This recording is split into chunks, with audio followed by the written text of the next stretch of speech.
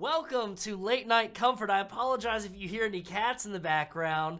Before we introduce our guests and everything like that, hi, my name is Wes Franks. My pronouns are he, they, and you can follow me on Twitter at ThirstTrapMoth. I'm the founder and creative director of Carrion Comfort Studios, and I have with me my lovely host as well. It's me, Derrick. I'm him. I be making stuff. It's amazing. Amazing. That's it. You be making stuff. That is true. That is true. You, in fact, made a fucking EP, our first EP for the patrons. Yeah. I can't wait. That was fun to put together. I can't wait to interview you, Derrick. I can't wait to dive into your mind and everything like that. Oh man, it's gonna be like a David Lynch episode. Yeah. I'm like gonna tell you like we have this guest that we have on here. You're gonna be like, I've never heard that person before, but like I guess that's fine.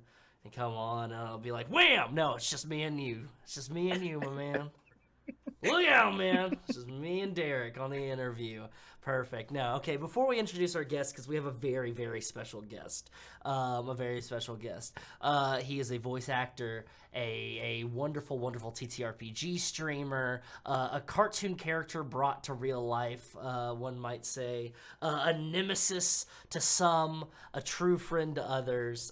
We have the Vyn Vox with us. But before we introduce Vyn Vox, we have some announcements to go through, and kind of like shirk our duties where we typically have ad copy to read and things of that nature, things that give us money. I'm going to say that we're not going to do that, because I'm sure some of you are wondering, what the fuck is Wes wearing? What is this Grinch costume or thing that I'm wearing? This is a kigurumi. This is a onesie. I have to wear this for the streams that I'm on that aren't TTRPG streams on the channel, because we have hit a goal. As you can tell above our head, there is a Comfortably Queer 2K22 campaign going on right now where we are benefiting Trans Lifeline for Pride Month. We did this last year for the Trevor Project. We raised close to $10,000 in donations, matching donations, and other things like that, which is a huge amount. And we are trying to raise $3,000 today. This month we have a lot of goals, and we have smashed through our first two goals, and it's only the fourth day of Pride. We have raised $100, so we're gonna have to do the Packy One Chip Challenge at one point, and then $250. Streamers are in onesies or pajamas for those that don't have onesies. Pajamas for the rest from that point on in June. Our next goal is $500, where I have to eat 100 nuggets on stream. I have just bought 100 chicken nuggets that I have to make at some point if we hit our goal of $500. Derrick, I don't think we're going to hit our goal tonight. We're going to find out. We're going to find out. We're going to find out. I don't think the audience has the stones to help raise this money. And audience, I'm going to have you know right now, we have some incentives. Okay? We have some incentives, and you will see them on the screen. But there are some incentives that you will see that involve hot sauces and questions and things of that nature. So there's all of that good stuff. We have more goals that we're going to try to smash. We have other events going on, but we are trying to raise money for Trans Lifeline. So go ahead, if you can, if you are able to, open up your hearts, open up your wallets, help support this wonderful, wonderful, wonderful establishment, this nonprofit organization that does so much for trans people across the nation. And they help so much. They've raised so much money to help out people. They have raised so much money to just be there, to be an assistance to those. It's very grassroots. It's a hotline. They do micro grants. They help trans people in crisis. It is amazing. We've already raised $370. We are very close to $500. Let's see if we can get even past $500 tonight. I'm hoping so. And I know Derrick. I think it would make Derrick and I very happy. So we're going to be interviewing Vyn Vox. I've already talked about Vyn a little bit today. We're about to introduce them on the screen here very, very soon.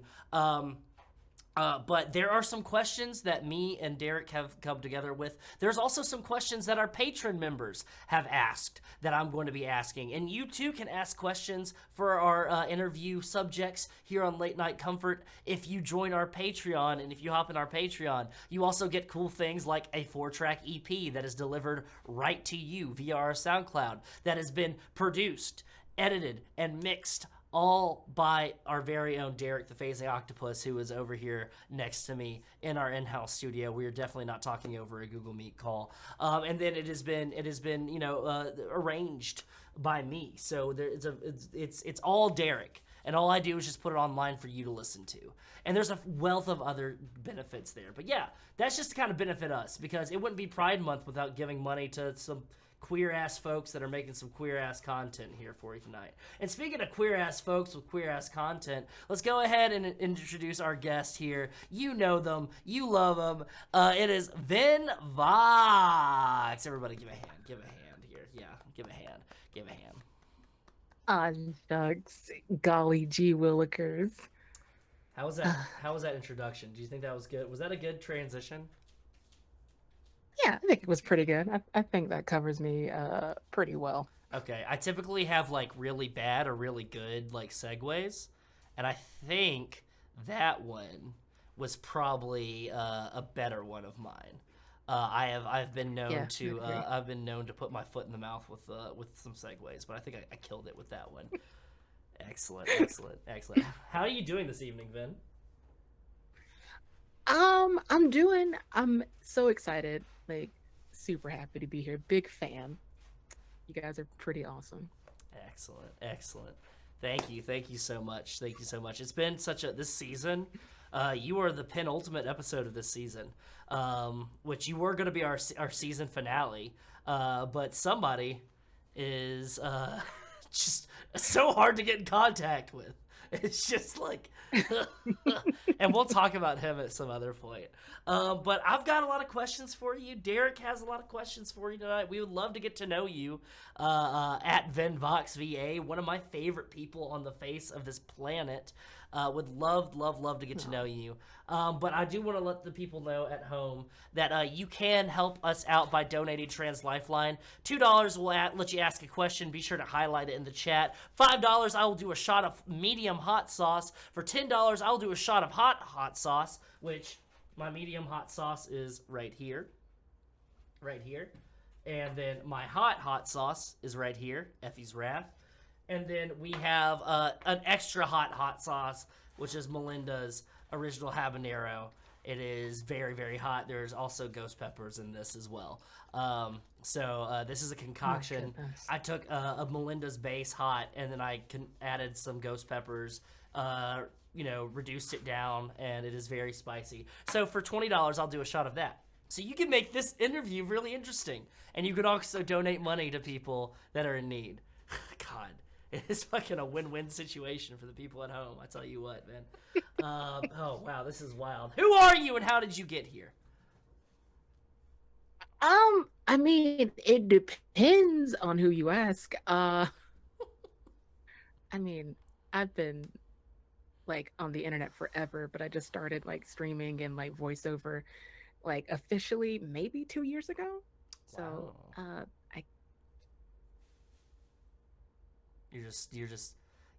You're what some might call derogatorily a baby to all these things, but I say that you're just a fresh face. One might say a prodigy to these things.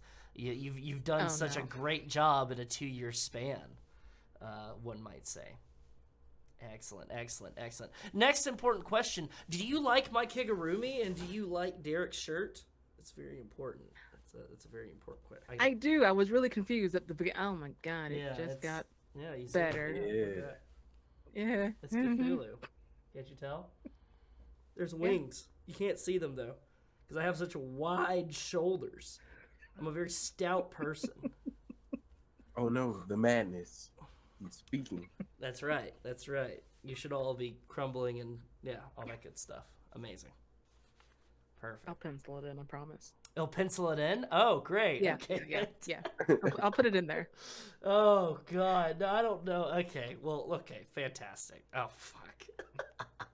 Okay, what about Derrick's shirt though? Okay, I mean, we know this is like just madness incarnate, and there's a tail. I keep on forgetting there's a tail. There's wings. But how do you feel about Derrick's shirt? Look at that. It's like very like. I mean, you have to clue me in. I love it. Like, it's great. It's designed well. It's designed well. Yeah. Yeah.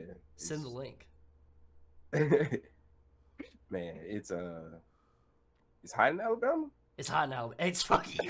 I've got the. It's 90 over here. Like, I'm dying. Yeah. Yeah. That's true. That's true. That's bringing up the weather is a great transition. Derrick, why don't you kick us off with the meat and potatoes of this interview? All right. Where are you from? I'm from Adel, Georgia. It's a small ass town. I think I'm like 45 minutes away from Florida. So I'm South Georgia. South. You're deep in there. You're in the dirty South. Right. God, that's you get that wet heat too. That wet heat. Yeah. And I did like band camp as a kid. Oh, I've done my time. Yeah. Derrick, did you do marching band ever at all? Yes. Yo. Hey. We got 3 marching band kids here. Yeah, no, I was the one trumpet player that could actually spin my trumpet and shit. Yo! Amazing. Yo, okay. So you played trumpet. Vyn, what did you play? I played flute. You played flute? Nice. I played mellophone. Because I played trumpet in symphonic and jazz band, but they didn't have enough mellophone players, and they had plenty of trumpets, and so they said, hey, yo, would you like to be a mellophone player? And I said, what the fuck is a mellophone? And they said, it's a French horn, but you can carry it. And I was like, what? And they showed it to me, and I was like, that's just a big-ass trumpet. What are you talking about? I played that also. I played that in high school. You did? Oh, nice. Yeah. I played drums in early like concert band, elementary and middle school. In middle school, I switched over to trumpet. And then high school, they had too many trumpet players. So I played that mellophone. Jeez. I love mellophones for chords. They have so much tone in those. It's powerful, right? Yeah. It's powerful. Yo, flute players were always powerful though in my marching band. They were the meanest. They were the mean ones. Everybody's like trumpet players they're bullies and stuff like that. I was like, you ever crossed a piccolo or a flute player? A flautist?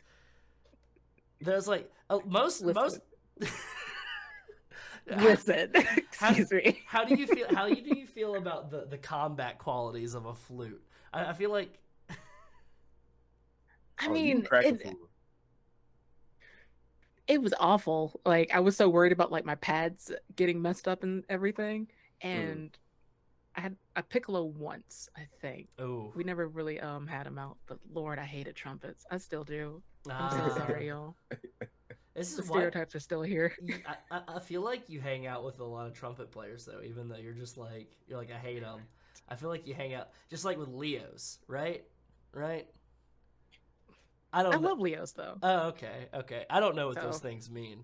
I will never give anybody. Generally speaking, I would never give anybody shit about astrology or anything like that. I play pretend weekly. So I can't give anybody any shit about astrology or anything like that. I don't understand it. And every time I've tried to have like a romantic partner or a friend explain it to me, like I don't get it. What do you think Derrick is without him telling you? Listen, I have a very surface level. I'm one of those like play along types. Okay, perfect. Yeah. So I can just like pick somebody out. I'll just tell you, my shit doubles down. The Gemini. Like, if you look at the whole, no. If you look at the whole like the chart situation, okay, like I'm like a double Virgo. Ooh, double Virgo. Listen, my little sister is a quintuple Gemini. Oh my God, you got all 5 of them in there. Just fucking bless your heart. I keep my big 3 on me just in case. I keep that thing on me just in case somebody asks me my big 3. I just whip that out real quick, and they're all impressed. No one hates Leos, Wes. That's true. Nobody hates Leos. We're great. We're fantastic. Look at me. I'm fucking resplendent. Glorious. Oh, God. It is your birthday month, though, isn't it, Vyn? Yes. I turn 28 next week. Hey, yo, big old 2-8. There's a Yep. you made it past the 27 club so far. So or you might not. Who Damn it. knows? You might become super famous, Vin. I'm gonna be really sad, but you might become really super famous. We'll see. We'll see what happens. I got a couple more days. You got I a got couple it. more days. It's covered. Go ahead. Like, do you have like a throne wish list or something? I kind of want to do that right now. I think this is the first time we've ever really done anything like this, but I kind of want to drop a throne wish list in the chat here in case nobody's bought you a gift yet. I've gotten a very nice gift from Miss Rachel Redacted. Rachel Redacted, big That's fan. the- She was a guest on this show. Mhm. Rachel Redacted, Huge fan.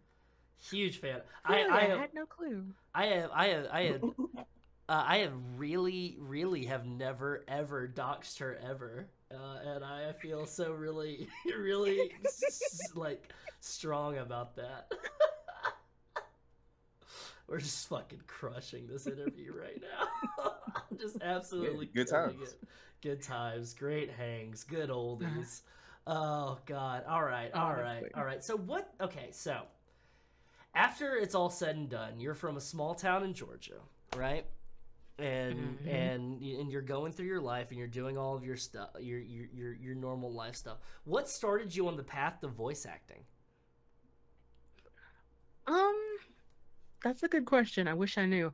I remember like watching something and it was like the special features or whatever, and I realized, oh my goodness, this is the job. This is what people do. There's a person behind that voice. And I really didn't take it seriously up until now. Mm-hmm. Because of course I did like little comic dubs and little fun things on like Tumblr and stuff like that, never really thinking much of it. Um, but then there was like this little voice contest on Twitter, and that's when I made my account just to participate. And I got pretty far. I didn't win. Like I think I like lucked out on the third round, but that's where I got started. Amazing. Mm. And so that's how you okay. So that's how you got started and everything like that. And how is it, if you can just like lay us out, like how is the experience? Like what is it like? Just go ahead and just do a crash course, a 101 in like 5 minutes of voice acting. Totally. Masterclass. Yeah, you're like our I just Martin auditioned Scorsese. for shit. You just audition. Exactly. Like You just here, audition for shit. like honestly, like the microphone I'm using now was like my first professional microphone because I auditioned for a project, and they were like, "Hey, we'll pay you with equipment." Okay. So, this is a podcast. How I died. I play a psychiatrist. Super fun. Uh, but You've got a really after I good had got that, psychiatrist I bought voice. foam. Oh, you have to see it. Well, you have to hear it. Oh yeah. But that's what happened. Like you just have to like put yourself out there constantly, and like, of course, that gets a little hard with rejection being a thing. But like once you hit it, and like that's how it goes. I do see you just like retweeting all the time casting calls and everything like that, and like it's all the time, it's constant because like you're doing your due diligence, you're throwing it out there to other VAs that like Mhm. like follow you and things of that nature. For all of those, do you audition for every single one that you're retweeting as well? Oh no, I just Okay. like giving people opportunities. Okay, perfect. Well, I mean, I know there's some where they're looking for specific people, where they're looking like we're Mhm. looking for specifically a trans masked Southeast Asian person to do the voice of this character, and it's like that's very specific. Let me retweet this. I know some people like that. Maybe they might want to do it. Like, Exactly. yeah, like Understandable. Have a nice day. yeah, thank you. Hey, hello. Hi there. No, fantastic. Like, so you've got your professional setup now because you got paid in equipment, which is honestly, if I got paid in equipment, I would accept that for a couple of jobs. Like, especially with Yeah. streaming. If I got, they're like, hey, we'll give you a camera and a PC. I'm like, fuck yeah, buddy. All right, cool. I'll do whatever you want. Let me debase myself on stream for a PC. Um, no, what about you, Derek? What about how would you feel if you got paid in like MIDI controllers and stuff like that? Hell yeah. Yeah, the I right was Yeah, about to yeah. say like, yeah. The fuck? As Hey, no. Y'all want to give me synthesizers?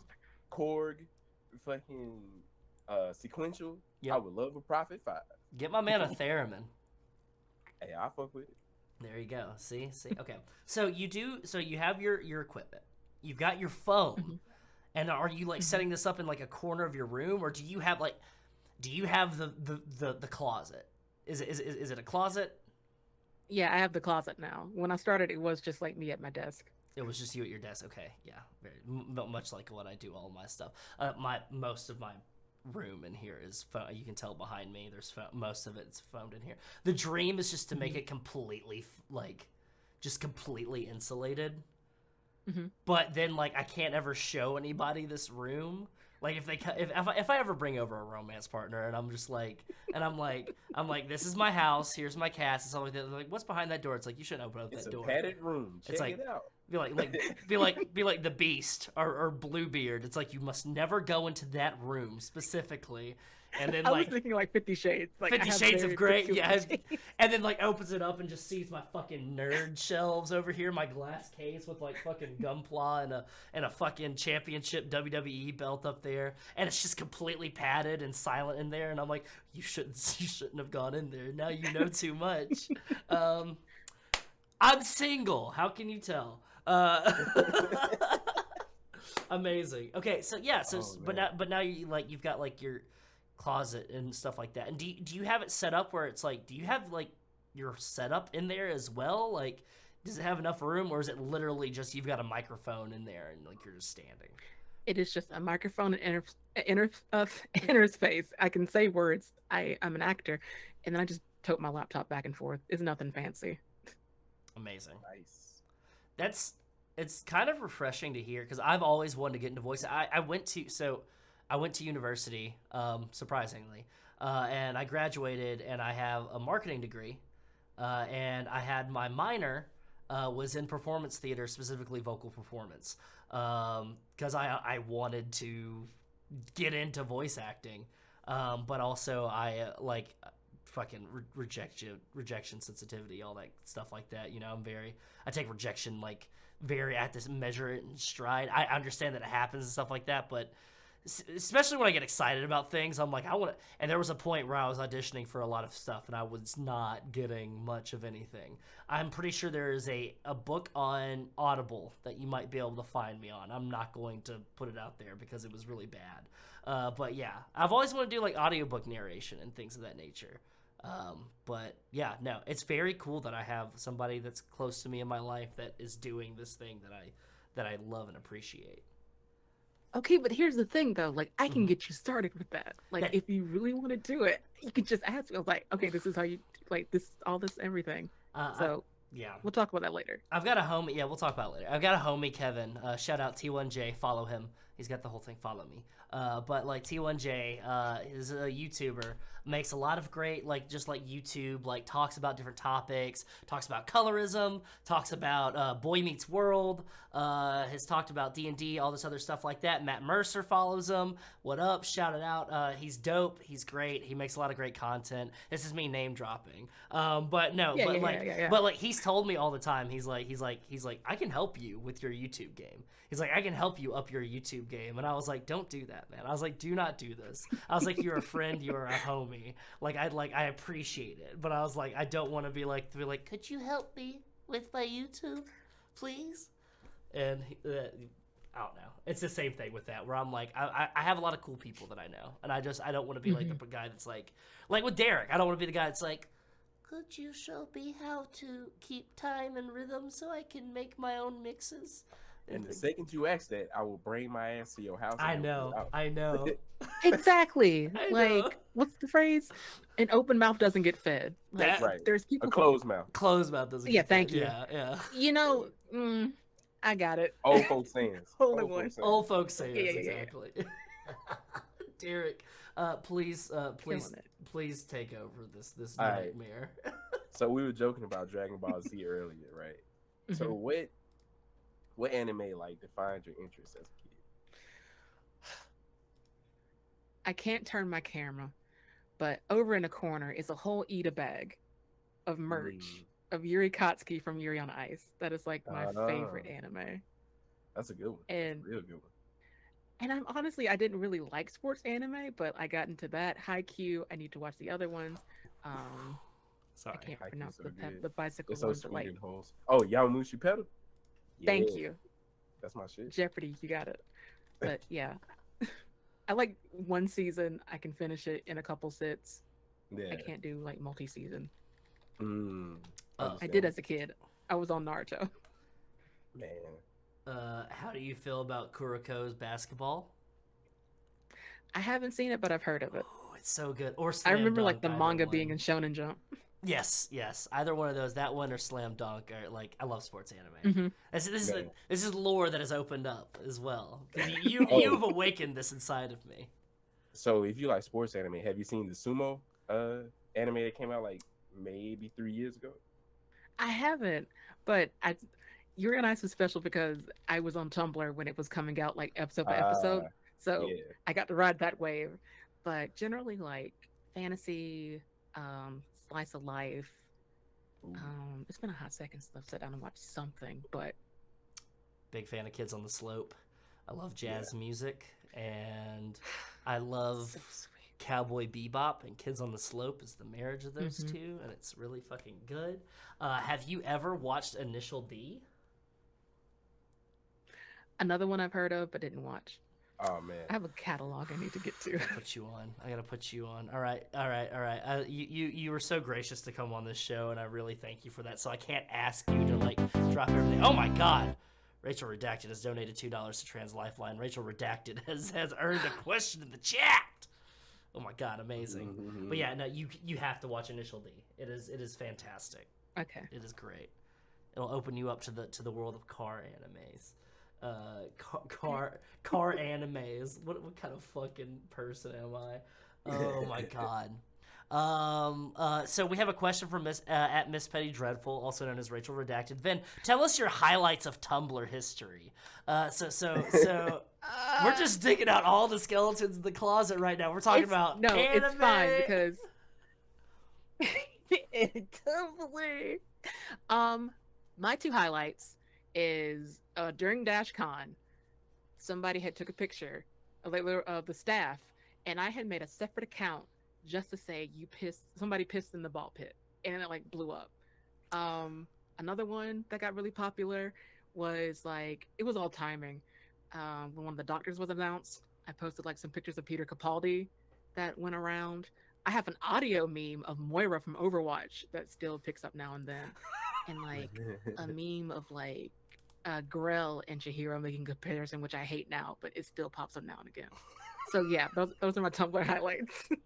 This is like, so okay, so DashCon, we all know DashCon. You know, if you ever know DashCon, it's the Tumblr convention. If you see the photo of a very empty warehouse looking like convention space, and there is a kiddie pool with balls in the pit in the kiddie pool, you made a meme that said somebody pissed. It was a text response. It was a comment on a fucking post that said somebody pissed in the ball pit, and it blew up.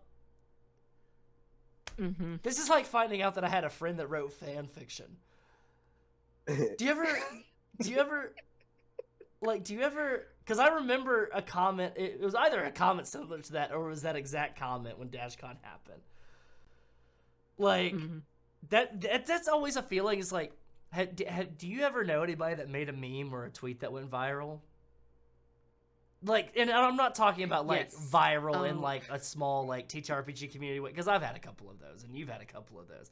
You know, we understand how Twitter works. We get it. You know. Man. Oh no, I just typed in DashCon ball pit. Oh yeah. And it's a whole thing. That's great. It's a whole ass thing. It is wild. Yeah, that's fucking beautiful. Unfortunately. But no, like knowing somebody that has Tumblr highlights, and of course Miss Paige Dreadful's like, I meant moments in Tumblr history in general, but I love getting the Vyn Vox trademark highlights. No. Yeah, that was that was my trophy cabinet. No, I was on Tumblr way too long. Like 2011. I've seen everything. Got on Tumblr to look at porn, to be real. Look at Corn. Big fans of Corn. Yeah. Yeah, that too. I had a good blog too. Then I deleted it when the purge came. I had multiple blogs. You saw my personal one, and I think that's the only one I would ever show anybody because I'm not. I am open with the Thonic kids, and we'll talk about the Thonic kids here in a little bit. But I'm open with the Thonic kids, but I am not super open with y'all like as much, not yet. Like the sides of the internet that I don't. Nobody will ever know. Nobody will ever know. I only uploaded like music links to my Tumblr. Mm-hmm. That makes sense. That definitely makes sense. That definitely tracks with you as well. There was a point where I used Tumblr where I didn't realize that it was like an aesthetic thing, and I used it as another social media. Right. I used it like I was like, oh, this is like Instagram and Twitter and Facebook all together, except I'm completely anonymous. Perfect. I didn't have to reveal that the other blogs existed. I know. I just like to tease people because this is for next Pride Month. When people are like, release the blogs. And I'll be like, yeah, if we raise $5,000 for charity, then I'll share my Tumblr blogs to you. Oh, man. Yeah. Share like our old MySpaces? Old I'll start MySpaces saving and stuff now. like that. Yeah. I can't wait. Yeah, there you go. See, Perfect. See, we got all these goals for all these donations and stuff like that. Speaking of goals, how was your upbringing and how did it shape you into who you are now? Now, you don't have to get too hot and heavy into it, but like we like to dig a little bit here at Late Night Comfort. People think that we're just for joke. Oh but boy. No, we like to get into it. My childhood was fun. I'll keep it at that. I didn't have like a lot of heavy things happen, but they were heavy enough to like shape me as a person, and I'll just keep that at that. Perfect. I mean, I think everything that was supposed to be me, or the things that were imposed in me as a child, never really happened, and now that's why you have this like queer mess. So, without being too personal about it. Yeah. It like, do you think that maybe? Because this is something we've talked a little bit about my backstory. I would say I haven't really shared a lot about my like backstory. I've shared some stuff with y'all, but like without even going into detail, the big moments though. Like, how important do you think like pre-college is to people's formation? Because like a lot of people like because you think about how you are like before like that era and like not to alienate anybody that didn't go to college, but like because like you still learn shit, but like between that 18 to 25 era like is very, very formative and important. Like, and how important do you think it is like that before time? Because there's parts of me that are completely shed that I don't even open up or touch or talk about or anything anymore. Oh, I mean, goodness, my nickname was Weeb for the longest, and I didn't go out of my weeboo phase until like, Jesus, third year college. I think all the cringe made me a better person because I can just look back and say, wow, I don't know who you are, but I know you would be proud of me. Amazing. The cringe made me better as a person. Amazing. Yes. That's a quote right there. That's a quote. If you ever clip this for your fucking reel, there you go. We got a fucking we got one, boys. We got one. Amazing. Derrick, come on, hop in on this. Let's get in this digging. All right. Are you talking about like my backstory? I mean, if you want to. I mean, yeah, feel free. If you want to, or you want to ask a question or anything, hop on in, homie. We'll say that for my interview. Okay, perfect. Because it'll be fun. Yeah. Perfect. But so what tattoo have you yet to receive and you really want? Oh my goodness, I'm surprised this one has lasted this long. I really, really want the Bureau of Balance from like the Adventure Zone. That logo, the that Bureau of Balance two triangles. Logo? The two triangles. I gotta. So I am. Do you want to explain to everybody at home what the Adventure Zone is? The Adventure Zone still is a D&D podcast by the McElroy brothers and their father. That is, yeah, the McElroys, Clint, and all of them. And the Bureau of Balance is a group that is established in their first campaign called Balance. And like, I looked up the logo and everything like that, and you're like, yeah, the two triangles that are like side by side. And I was like, motherfucker, I don't know what to tell you. That's 4 triangles and a diamond in between. And then I remembered that like fractals and like geometric shapes and things and how they interact. I use words, people. I'm not an artiste. I don't draw. I don't look. I'm not a visual learner. Listen. Amazing. Okay, so like the beer about that seems like excellent. This seems like a very relative. I've always wondered, are you like a big tattoo person, or do you like the simple stuff? Listen, I don't know what kind of tattoos I like because I'm a scaredy cat first of all. In pain, I don't do. So a tattoo is kind of like kind of play. I admire them. I love seeing them people and like the art and the artistry behind it. But me personally, we're getting there. Yeah. Same with piercings. Yo, for real. Yo, I can't wait till we kidnap you and ship you up to Philadelphia with us at the end of this year. So we can all get Camp Half-Blood tattoos or Thonic Kid tattoos. We have to pick something. That would be like bitching for real. It probably get all Thonic Kid tattoos. Just because it would be like I guess that's more uniform because we've been in a bunch of games with each other. Mm-hmm. That kind of stuff like that. But like small tattoos, because that's like in the realm of tattoos, like two triangle. I'm trying to think of how to make a triangle with two. Take your time. You're good. I got it. It's your show. It's fine. It's okay. No, it's fine. It's your show. We're just here asking you questions, man. But no, I'm gonna stop worrying about triangles. But no, like simple tattoos, because I've got like a couple of them, but most of my tattoos have been like complicated, like where I've looked at the artist and I'm like, I have this wild idea, and the artist is like, okay, I can do that. Give me some time. What about you, Derek? How do you feel about tattoos? I see we've gotten a tattoo at the same time. Yeah. No, I love tattoos, man. I want to get like a black lady from Sailor Moon tattoo. I just hadn't figured out how I want it to be. You know. Yeah. Amazing. Do you know where you want to get that? Yeah, on my thigh. Nice. The big one that I have planning, because little to no surprise, my little moth lady here, or my moth man, just wearing some fuck me pumps and stuff like that, is not my big tattoo idea. I'm saving my back, because I want. There is a very specific painting that was more of like a woodblock print kind of thing, but it is a massive, like just like paradise kind of. It's like from Paradise Lost. But it is Milton Gustave. It's Gustave Doré's Fall of Lucifer, which is literally just it's him falling with bat wings, like the angel wings turning to bat wings, and there's god rays happening around him and stuff like that. And I want that on my back. Oh man! But that, or I want to get like a traditional Japanese stick and poke tattoo. The tapping, with that. Because you know what I was gonna say, you know what my big back piece I want is? What? The famous old Japanese painting, The Fisherman's Wife's Dream. Amazing. We know Yo, that. so cool. We know that.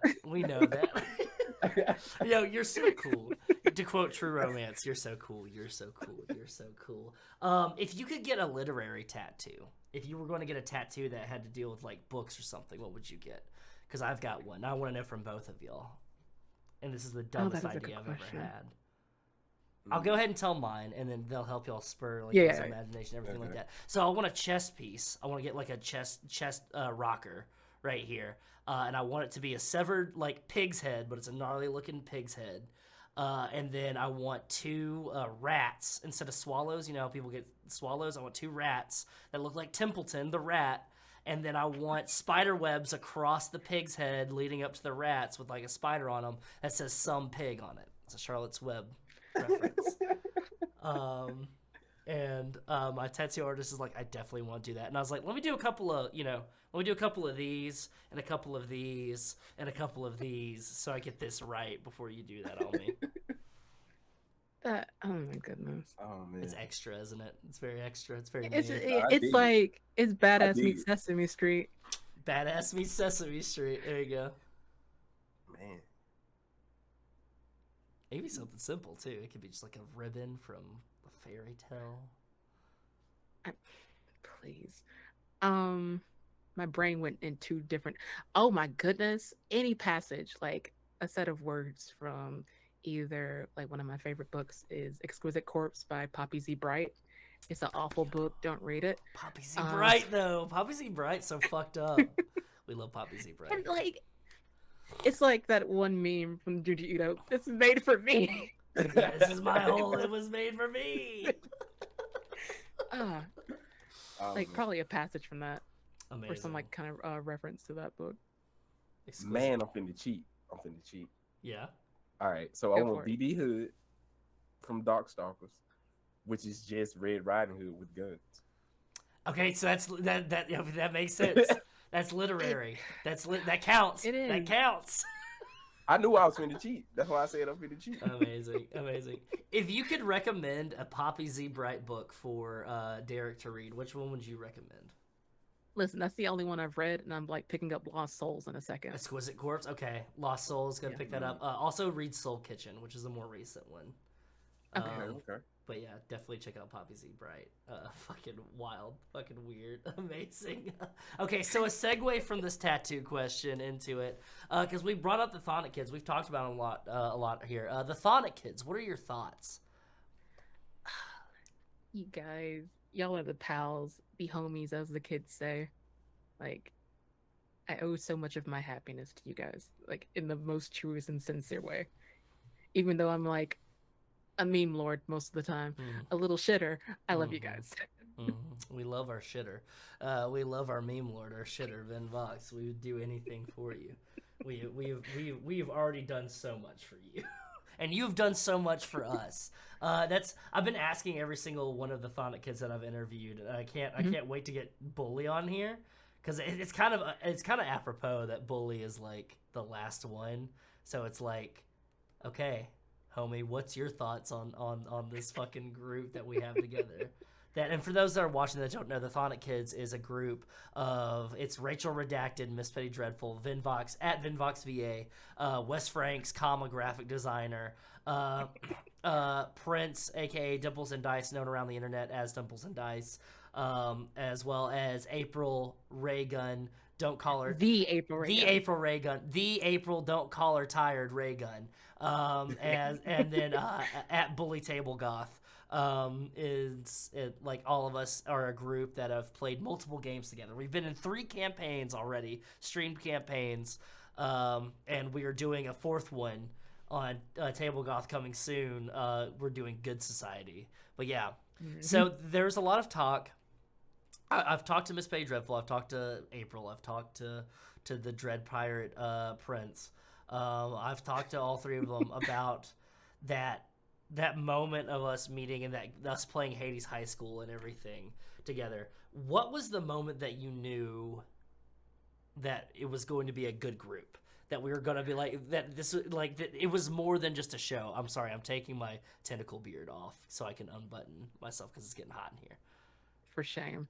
I think during the first episode, from like Truth or Dare onward to the Cove, it's like, oh my goodness, this is actually happening. This is so great. Truth or Dare, amazing. Okay, Truth or Dare. So this is very interesting. This is different because I've asked everybody else, and everybody else said Session 0, but Vyn was a little bit more hesitant. You see, audience. Then once you play Truth or Dare with somebody, it changes your relationship with them, I would say. Even if it wasn't like in character or something. Exactly, sure. Right? And we've done a really good job of we've played like some sort of like drinking game or done some kind of sort of like youth bonding moment over each of our games here. We've got to keep that up. We got to keep that going. We had Spin the Bottle and Camp Half-Blood. We had fuck you guys for that. Yeah. we played a game of Smear the Queer in Strixhaven After the Fall. I can say that, it's my channel, I'm gay. It's okay, I can say that. My character, if you don't know, if you haven't watched Strixhaven After the Fall over on Gehenna Gaming, it's on YouTube, go watch it. But spoiler alert for that show, my character has a heel turn, and everybody just turned and beat the dog shit out of me. I didn't. You didn't. But yeah, We had a heel turn. Everybody beat the dice were not on my side that evening. That the dice, the layer actions were not on my side, and I got fucking just walloped. Got walloped. Hosted. Ugh, amazing. All right, hit us with a question, Derek. All right. So, you've been in a few streams.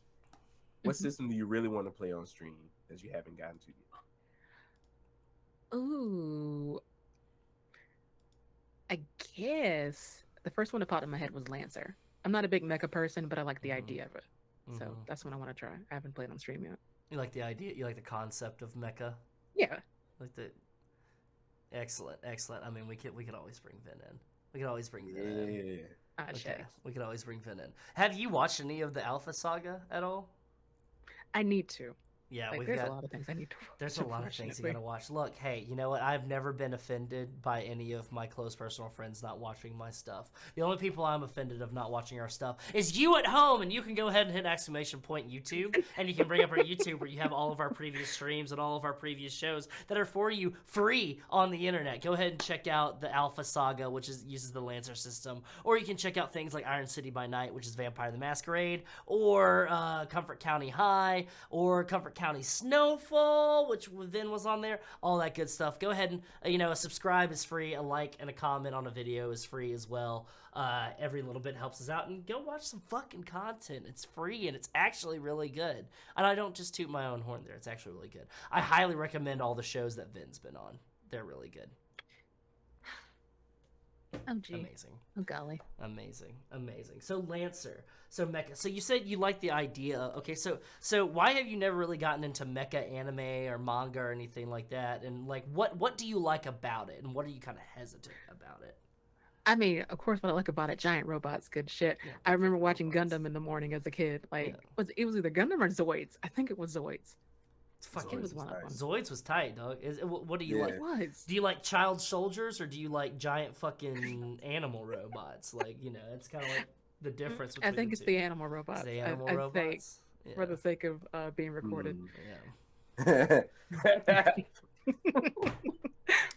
Okay, cool. No, we don't have to touch on that at all and everything like that. Look, I mean, if anything, you could also be a fan of Robotech but we all know Robotech is just Gundam but less sexy. It's not as sleek. It's a little bit blocky. It's a love, but it's more of a love story though. It is more of a love story. Yeah. Yeah. It's more romantic than it is depressing like Gundam. Yeah. Now, if you want some depression, you know what I'm saying, get into some Evangelion. Evangelion, yeah. Oh my goodness. Have you I watched know. Evangelion? Aldnoah Zero can get kind of dark. See, the thing is, I have like all of the manga. I found them at Goodwill once for like $1 each because they were counted as kids' books. Amazing. I need to start checking the kids' book section of like my local Goodwill store because I keep checking the adult book and I'm like, there's nothing here that interests me anymore. It's just the same Stephen King novel and a bunch of Jodi Picoult or John Grisham. Let me check the kids section. That's where all the heat's at. That might be. I knew it. I knew that was coming. For real. That might be a movie. Find every single volume of Berserk there. I'm like, this is not the kids. It's not the kids section. It's not the kids section. Oh goodness. Okay, so like you like Big Peter, Big Pizza, big robot, and everything like that. Yeah, robot big. Have you ever watched Gurren Lagann? I watched most of it. You watched most again, of it? Another thing I just like got to, and then I stopped once, and then like Animal Crossing, I don't pick it up again. So I'm reminded to. You're reminded to. Yeah. What made you fall off of Gurren Lagann? What happened in your life where you couldn't give, It's probably that number, that 80. That 80 HD. Oh, the 80 HD. 80 HD. We know them well. Yeah. Look, 80 of them bitches. Look, I believe that you could pick Gurren Lagann up, and don't believe in yourself that you can pick it up. Believe in me. I'll believe in the you. The commoner that believes in you. We know. Look, it's got a character. The show's great. It's got a character in it called Lord Genome that has Zangief style chest hair. Like the show's fucking wild. It's fantastic. Yeah, and the character that everybody lusts over is 14 years old. Yeah, we don't. No, we don't talk about that though. See, that's the thing. There's a lot of issues with anime. Okay, there's a lot of issues like anime. But no, I love Gurren Lagann. Like, it's a great celebration of what make anime great. Mm-hmm. I'd say it's like the combination of all the heavy hitters. It's like a combination of Gundam and Neon Genesis Evangelion and fucking Zoids and everything. Like, I mean, the studio did work at, the studio that made Evangelion. Yeah, that's true. It's true. Yeah, that makes sense. Gurren Lagann got more money than Neon Genesis Evangelion. Funny with that. Enough about Neon Genesis Evangelion. What is the Deer Hunter and why are they so goddamn good? Boy, howdy. I'm gonna give a little backstory. I found the Deer Hunter through a Wikipedia article about Razia's Shadow, and I was looking at who all the guest vocalists were, and then I just happened to click Casey Sorenzo, and then my life was complete. Back in middle school, my life was complete. They're a prog rock band that I heavily fuck with. Yeah, deeply. They are, in your words, hella. They're dope. For those that don't know at home, could you go ahead and explain to us what is the Deer Hunter other than a prog rock band? Like, what is like the kind of like if you had an elevator pitch, if you were, or let's say elevator pitch, or you're on a date with somebody and you want them to leave really quickly, explain to them what the Deer Hunter is. Thank you. I'm glad you said and leave. Yeah. They are most famous for a series of albums called The Axe. It tells a story about a boy whose name is Hunter. That got revealed during like a live stream. Casey had that leak. But it goes through like all this wonderful lyrics and expanding instrumentation. Like each album just gets bigger and bigger and more grandiose, and it's a chef's kiss. Amazing. What is your favorite like single? Like, what would you say is your favorite song by them? No, you don't ask a parent who's their favorite child. I don't, but I do. See, I'm the asshole that does that. I'm at the party and I'm like, so which one of these little fuckers is your favorite? Yeah, because they have a favorite. They have a favorite. Yeah. I don't know if I have a favorite because it depends on like how I'm feeling. Because some days it could be the Moon, or other days it could be Mr. Malum, or like something off the Color album. So Color album's really good. The Color albums is really good because it transcends. The Color album it is its own thing, and each color is a different genre of music and everything. It's very sick. It's very good. So out of mine, of course, I mean it's the basic answer for a lot of people. But Red Right Hand is fucking, or not Red Right Hand, but Red Hands. I know. Yeah. Red Hands. Mm-hmm. Fucking Lillian is great. That's off the color spectrum. Dear Misleading is really good. And I'm just looking at my like what I listen to the most. Home is one. Oh yeah. That I fuck with. Home is really good. Really upbeat one. But yeah, the Deer Hunter. Okay, I just wanted to bring up the Deer Hunter because I like your reaction every time. Because you and I kind of bonded a little bit over the Deer Hunter as being like one of the few people in the Thonic kids that fuck with the Deer Hunter. I think maybe April has listened to him a little bit, but it's like me, you, and then a little bit of April. Which I think honestly, Bully and Rachel would be super into the Deer Hunter if they would just give them a chance. Just give them a chance, please, just give them a chance. How do you feel about the Indigo Child? I love it. I have to again, nothing I gotta watch. I love the song though. Like I've beaten it to death, and the newest track they released. Yeah, I need more. Industry. Whatever. Yeah. Since we're never gonna get a tried and true finish to the axe. The axe. Let's get a little, let's get a news story at least, Perfect. All right, save us please, Derek, from us gushing about this prog rock band. I'm gonna have to check them out. I'm gonna have to get like really high and just like. Yeah, totally. Honestly, get really high. Have a couple of fungus, Get a little balsamic vinegar and some fungus and put it in a pan. Fucking Okay. Get it? If I can My just God. just listen, go to space, have a story told to Okay. you. Every album's a concept. I mean, it's I love conceptual. me a good concept album. Don't we all? Don't we Alright, all? So, favorite movie or TV show you think not enough people have seen? I'm not deep in media. I wish. Mm. I will say one of my favorite movies is this like Canadian indie film called Antiviral. It has a really young Caleb Landry Jones in it, and it's like set in the future where celebrity diseases are a hot commodity, and like you can buy their clone meat and eat it and stuff. And it's about this one technician who gets the disease by a celebrity and she dies, Oh, and that now he sounds has lit. What? it. That sounds lit. You said it's Caleb Landry Jones? Yeah, That little creepy motherfucker? yeah. Of course, I would know. Yeah, I love that creepy piece of shit. Motherfucker is... Oh, yeah, 2012. Yeah. Motherfucker's really great at 3 Billboards outside of Ebbing, Missouri. Also plays a really cool, really nasty racist in Get Out.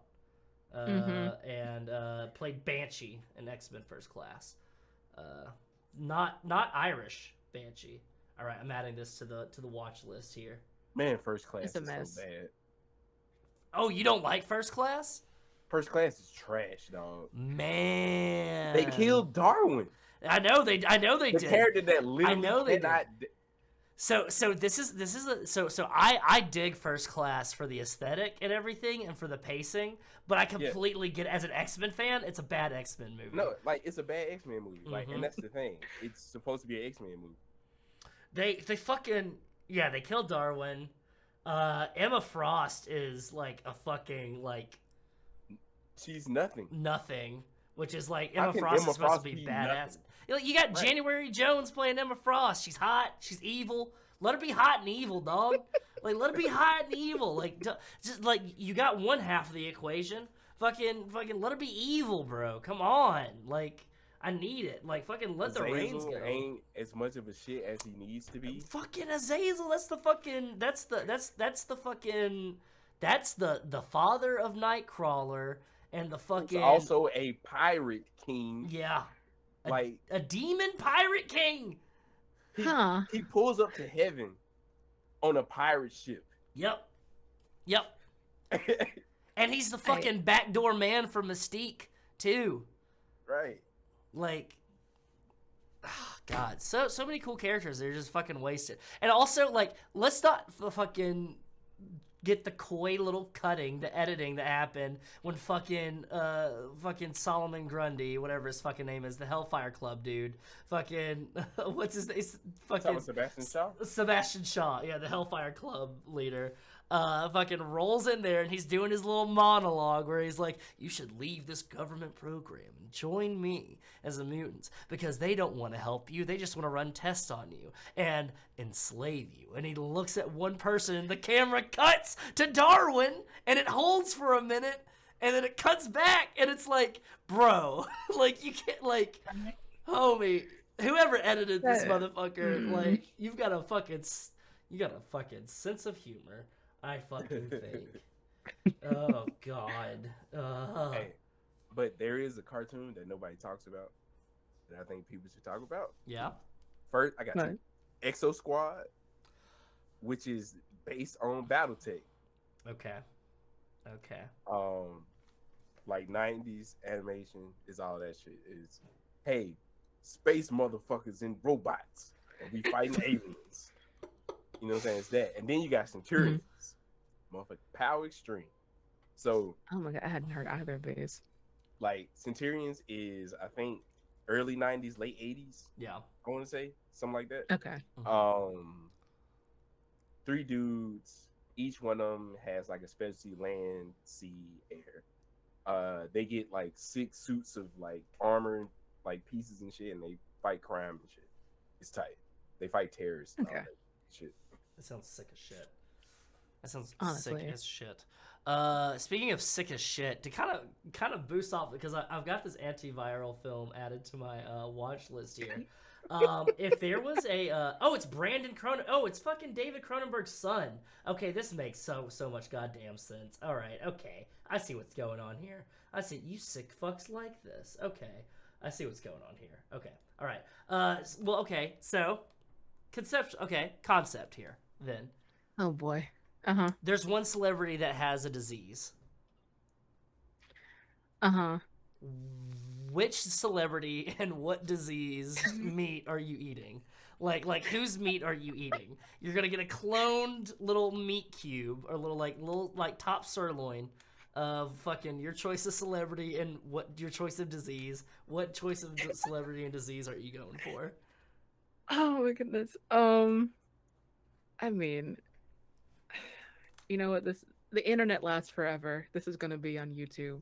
I'm gonna say I'll take a chunk of Taeyoung from NCT with the common flu.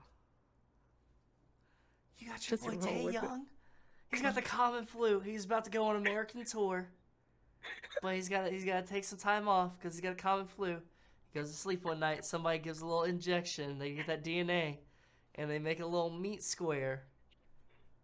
And they fucking pack it up in a fucking bento box, like a little fucking bento box shaped like fucking like container with like fucking sauces and like everything, and they ship it to you. And you're gonna cook up this common flu. K-pop stars. Oh my god. Yeah, I get it. There's no link that you won't go to make yourself an internet cartoon character, is there? I feel like, you know what I feel like? I feel like that scene in Who Framed Roger Rabbit where it's the bar and everything, and fucking me and Derrick are here, all right? We're people, and you're over here fucking playing the piano like fucking breathe, Eddie, it's me. I'll be good, I promise. Patty cake. That's the fucking. That's what I feel like. When you're just like, you're like, yeah, I'm Tumblr famous, by a couple of things. Yeah, fucking antiviral. I'm gonna eat somebody. I'm gonna eat a K-pop. I'm gonna eat K-pop. Oh my god. Okay. We got a lot of quotable shit tonight. I'm so glad. I'm gonna eat K-pop. Yeah, I'm gonna eat K-pop. Speaking of eating K-pop, what webcomics do you recommend for someone who has a weak stomach? Oh my goodness. A weak stomach. See, because when you said webcomic, brain instantly goes to home stuff, then it ended up being bloody as hell. I was about to say, I was like, how can I keep you from mentioning Homestuck on this podcast? But guess what? We've got Homestuck here now. We're here. We're living in it. Oh my goodness. It's not here anymore, but it was super cute, and it was called Two Best Friends. And it was about two friends, and it was just like, it was super sweet, super romantic, and like they never like got the point. It was just like baiting every episode, and I ate that shit up. It was great. Oh yeah, they get so close, but never. Okay, man. Is that It's still one of on? those just say the thing. Just do it. Like just express your feelings. Do it. Yeah. No. Just do it. Just do it. What is a webcomic that you would recommend to people that have strong stomachs? Yeah, give me some fucked up shit. I do. I can't remember the name. It was like this lesbian comic with a vampire and like a hunter with like these muscles and knockers, and the art was like amazing. I wish I could tell you. When I find it, like I'll probably link it somewhere. Yeah, go I'm ahead. Name an album that. Muscles and Knockers, fucking amazing. Fucking amazing. I've got some recommendations for you. All right. And surprise, yes, I do read webcomics because I'm filth as well. Of course, I'm going to scream out Heartstopper. If you haven't read Heartstopper yet, go ahead and fucking read Heartstopper. I'm getting to it. Yeah. Go ahead and read Heartstopper. Do you like Old Gods of Appalachia or Magnus Archives or fucking what's the fucking Night Night Vale. Welcome to Night Vale. Stagtown. Stagtown is a Alright. webcomic. It's kind of like, it's very Junji Ito influenced.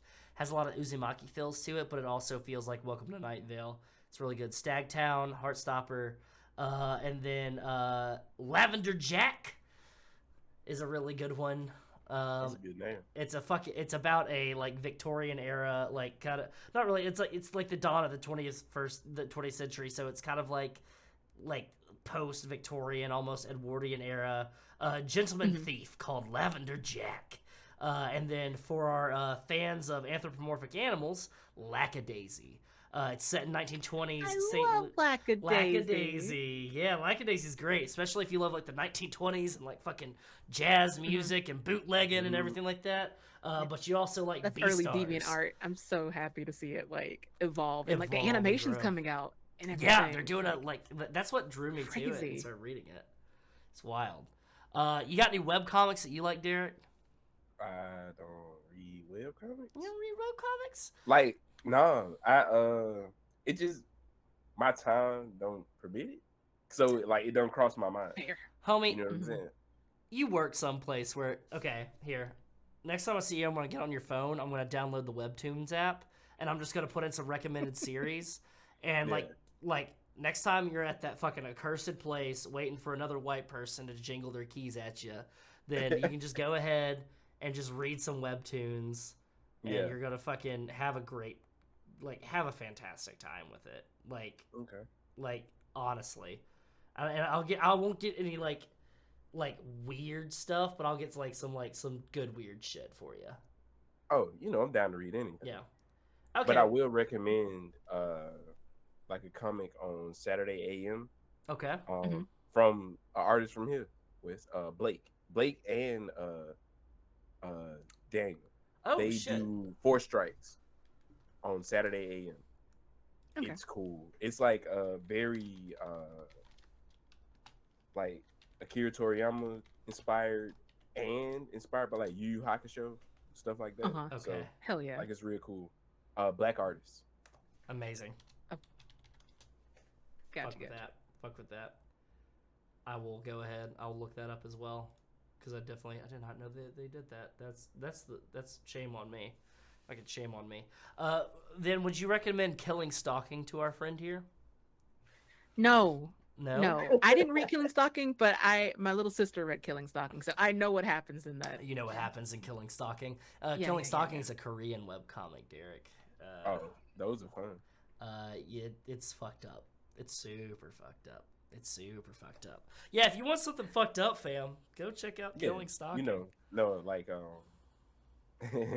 going back to like the question about like anime that influenced like your taste. Yeah.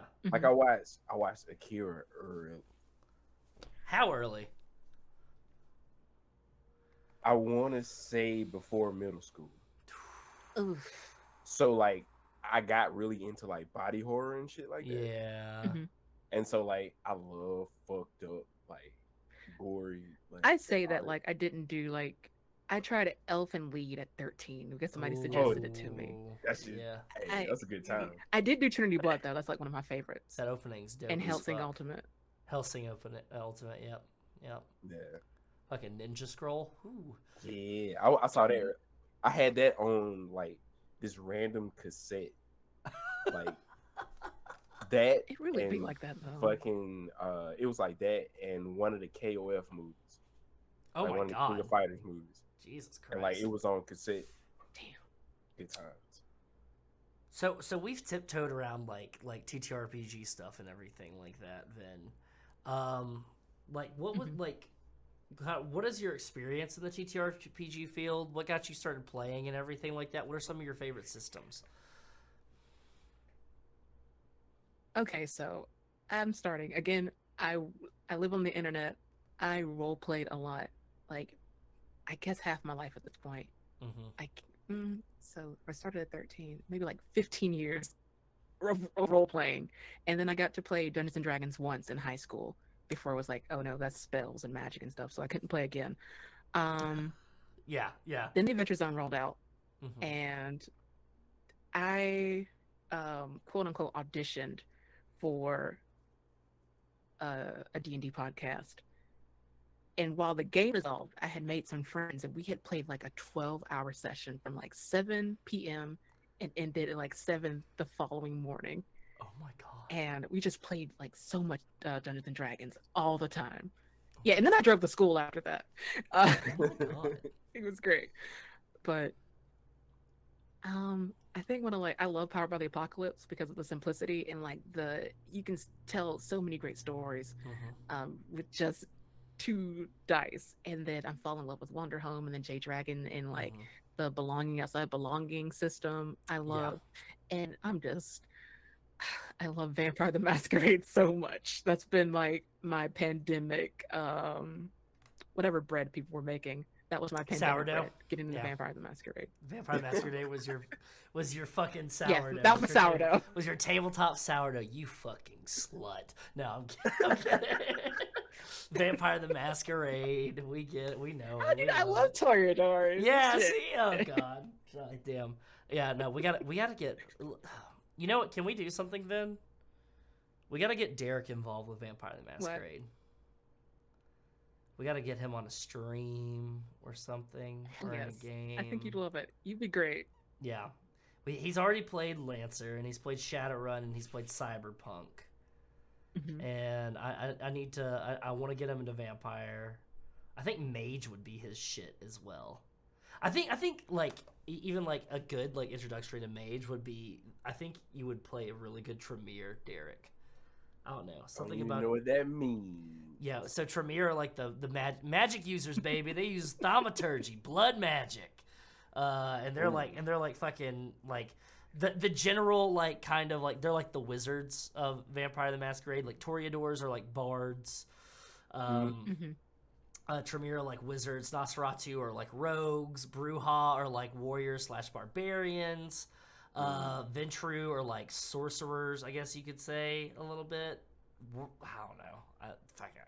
Warlocks maybe? I don't know.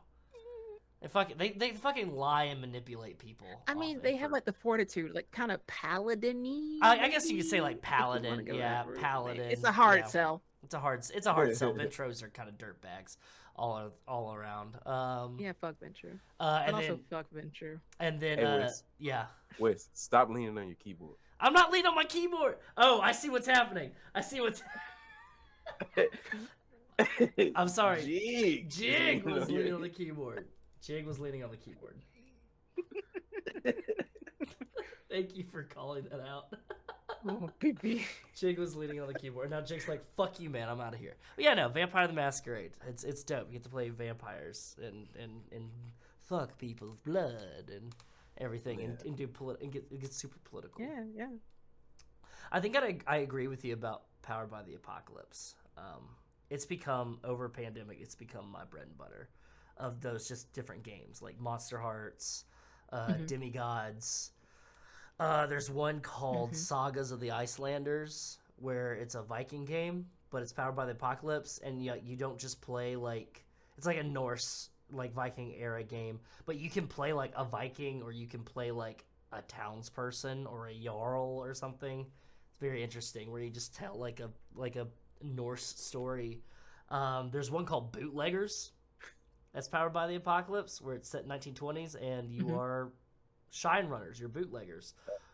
So you're inventing NASCAR? Yeah, exactly. If I ever, I have an idea for the stream for a campaign, like a short campaign, a mini series that uses the bootlegger system, and it is about the birth of NASCAR.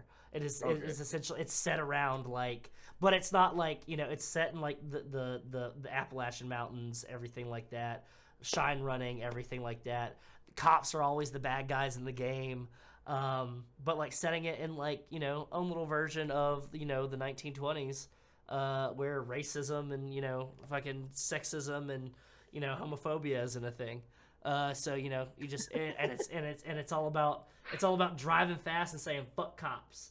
Hell yeah. Yeah. Amazing. No, amazing. So with that, what do you want to see more of in the TTRPG industry?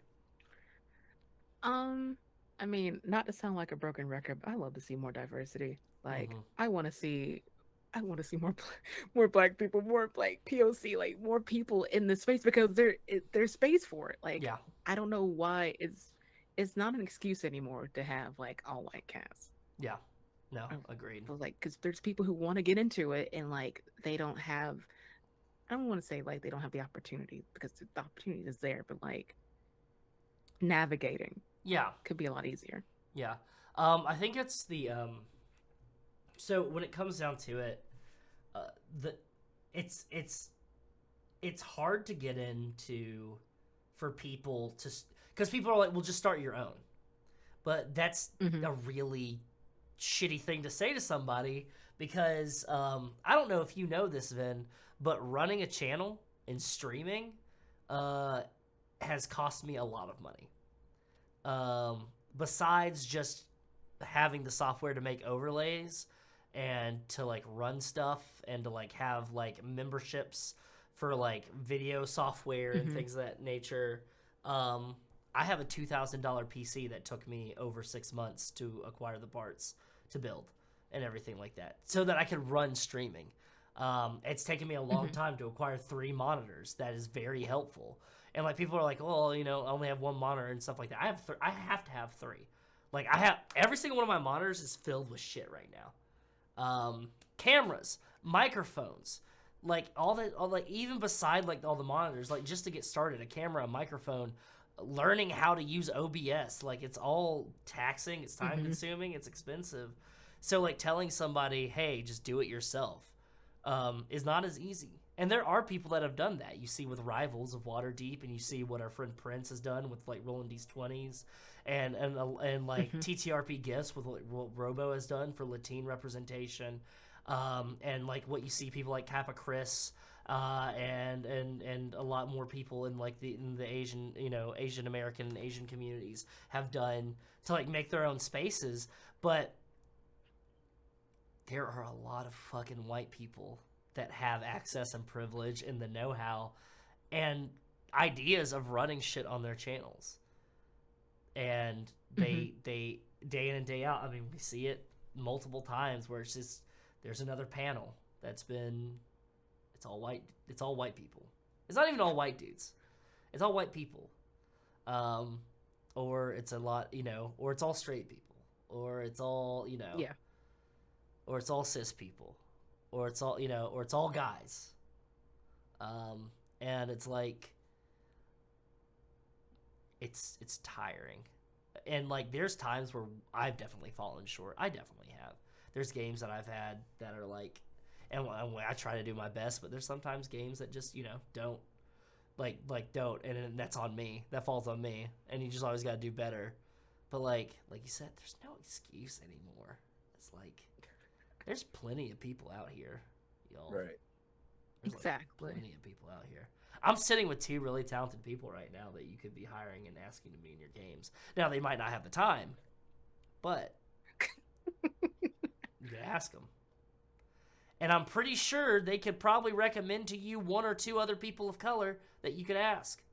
Or anybody else that you could ask to be in your games. That's the thing. That's like the whole excuse of like, well, I don't know anybody. Well, like that sounds like a you problem. Like if you really, you're on this whole wide internet and you're streaming and you don't know anybody of color through Twitter. Really? You fucking up. You fucking up, dog. You're not in a Discord with somebody of color. You're not. You gotta start looking at your spaces and who you interact with and everything like that. Right. Well, it's like, well, nobody's available. Ask them if they have anybody they'd recommend. It is so easy to ask somebody where it's like, and I do this all the time where it's like, where I'm like, hey, would you like to be involved with something? And they're like, oh, no, I don't have the time. Okay, cool. Do you know anybody that would be? Send them my way. Yeah. Let them know. Hey, it goes back to, you know, closed mouth don't get fed. Closed mouth don't get fed. God damn. Exactly. You're so fucking smart, Derek. Like one of the smartest people I fucking know.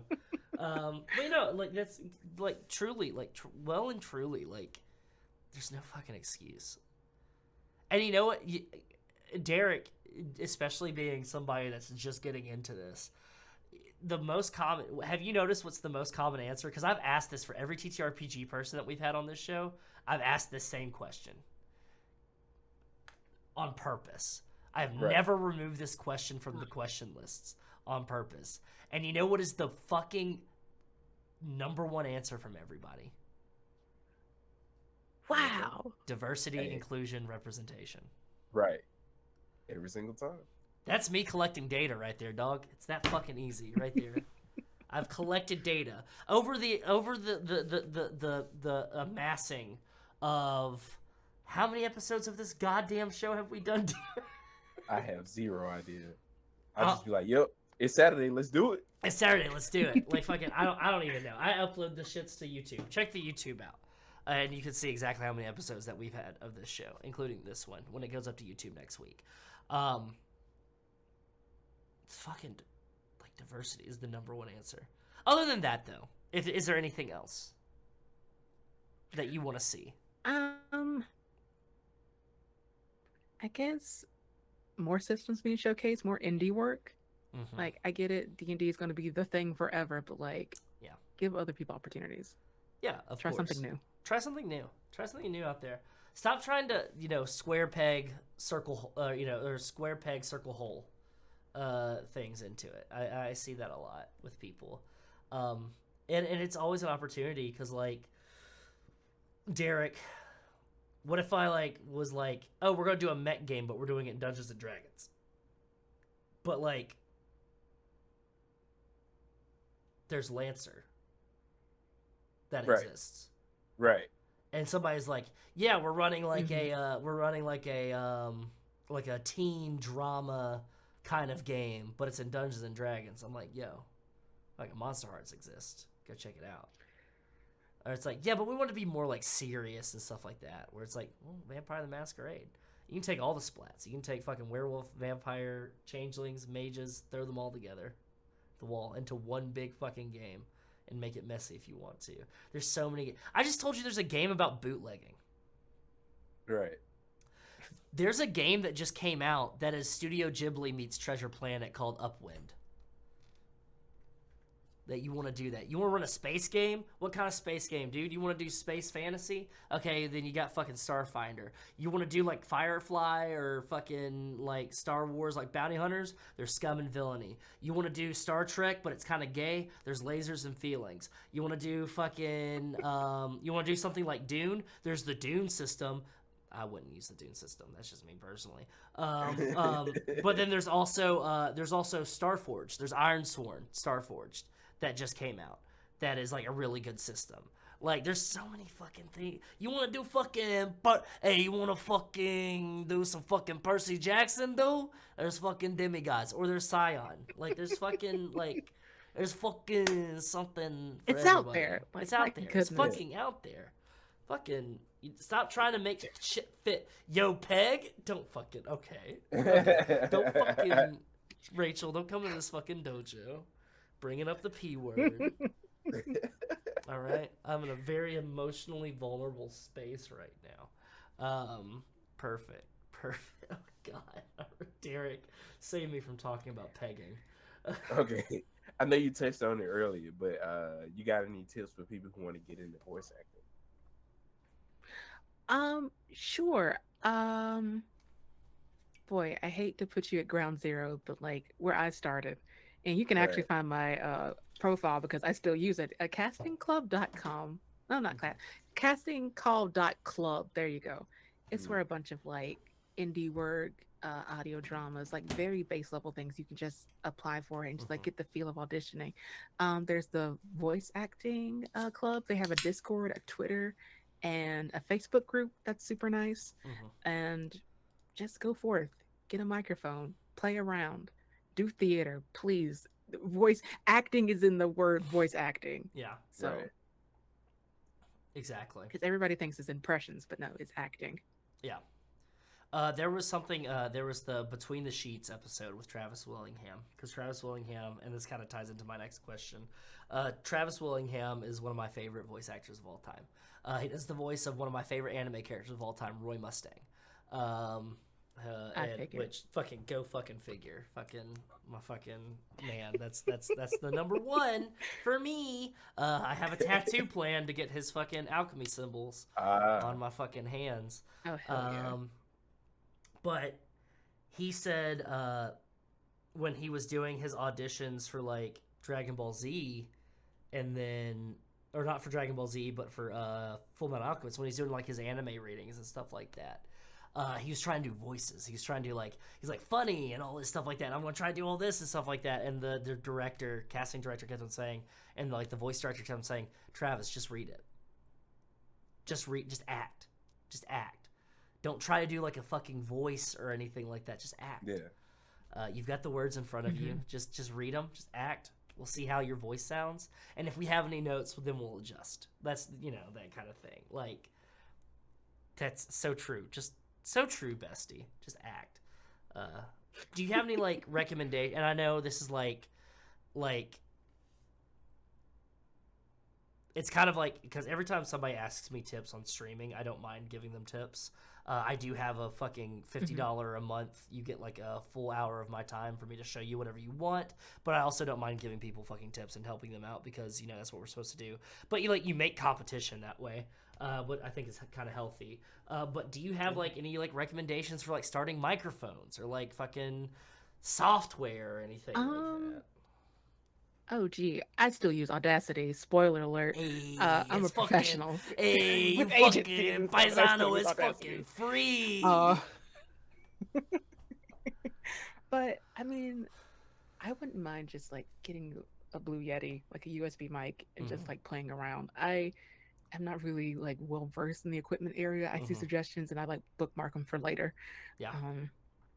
That's what I started off with and done a couple things. And people who know how to work audio, they'll make you sound the way you're supposed to sound. Yeah, exactly.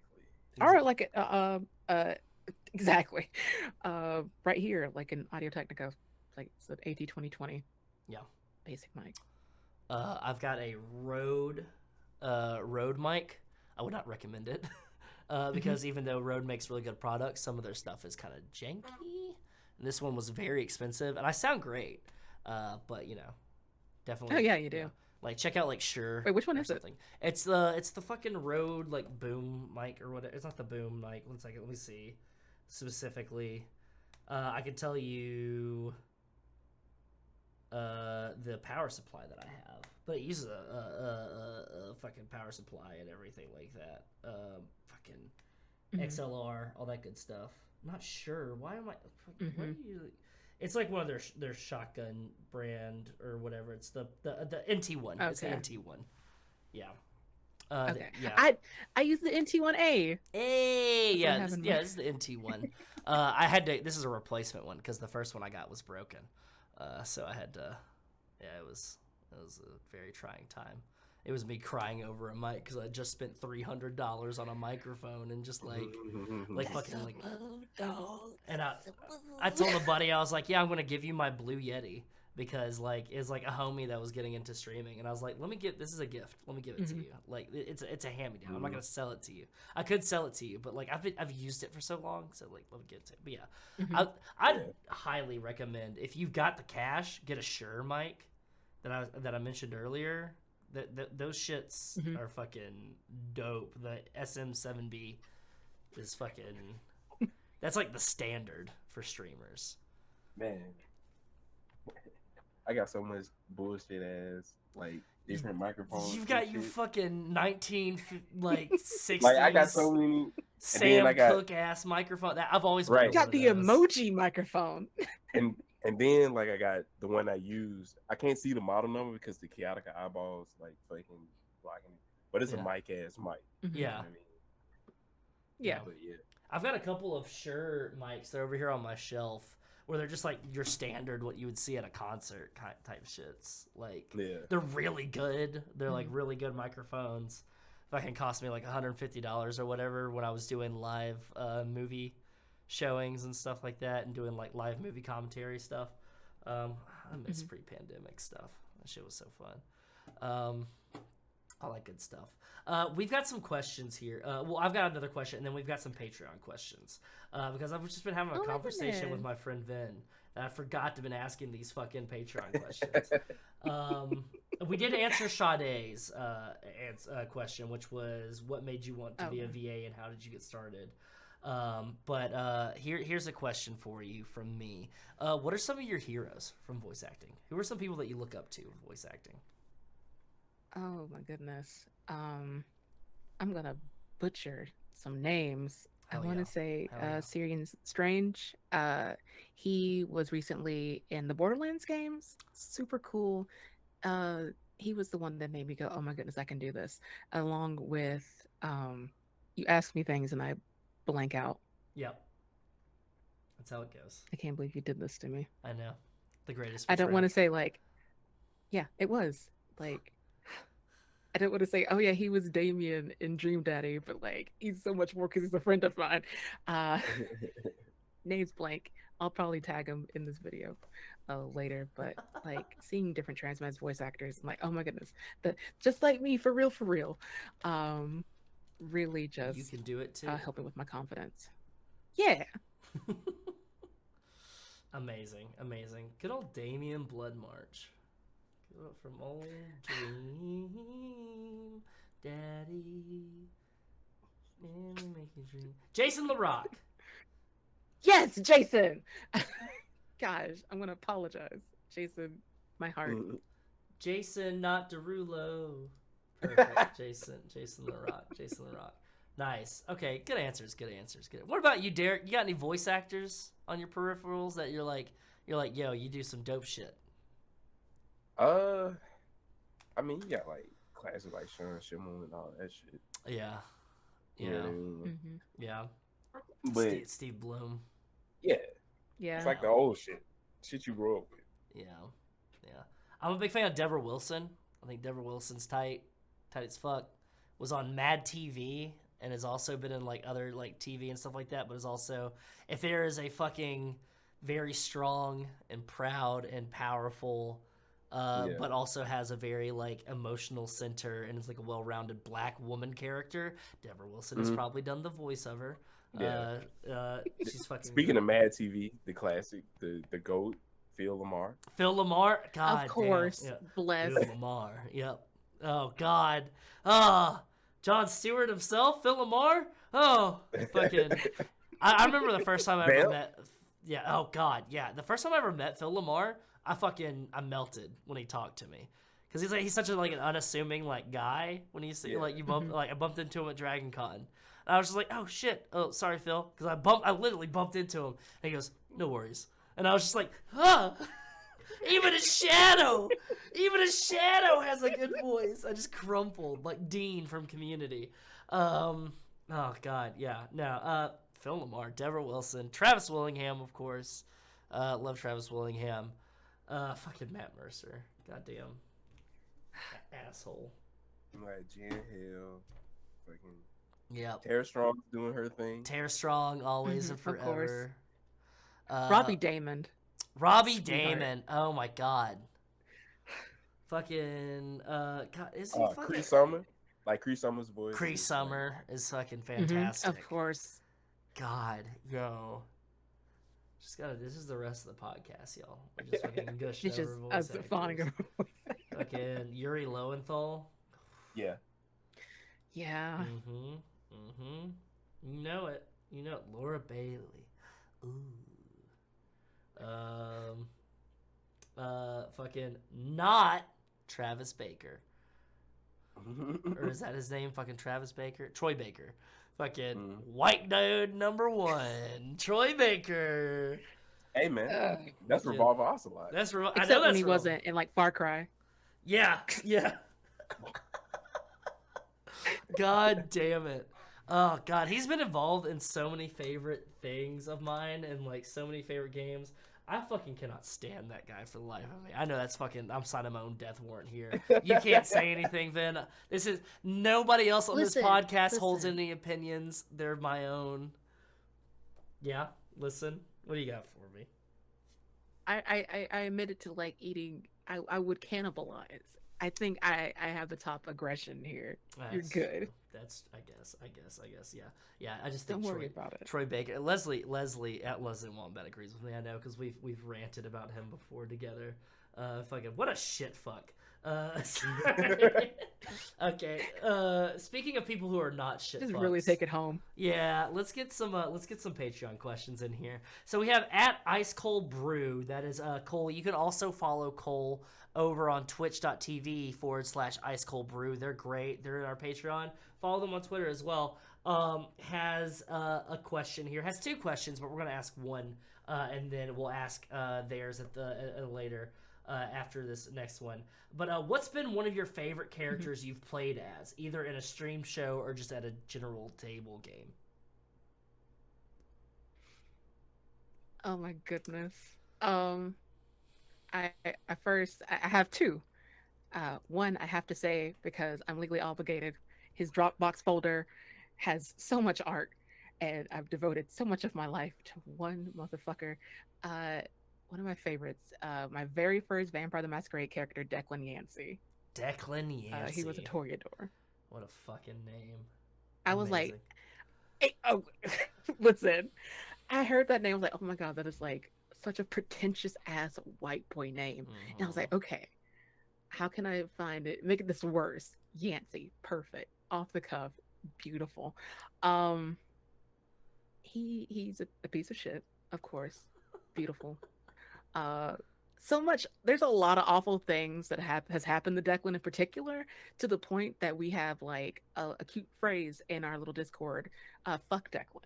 Just simple as that. It's your very own eat shit bully, but for Declan Yancey. Exactly. Oh my God. And then I'll send you art later. I love him so much. Second character who I've loved, I've actually played a different version of him on stream on Critical Misses. His name is Tristan Cove. He was initially an Urban Shadows character, and he was first the Hunter playbook.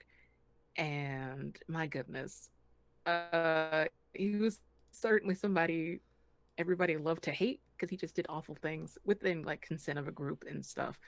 And I've also played him as a caitiff. So I have two different trash fires. One is exquisite and made of porcelain, and one is like a little dumpster fire. So, per the course. Amazing. My favorite character of yours is Frog. Always and forever. Of course. That piece of shit. That fucking piece of shit. I love them so much. Fucker. At Yep She's Blasian, also known as Kitty Kimchi. You can follow her on Twitter at Yep She's Blasian. I had to say it just like her.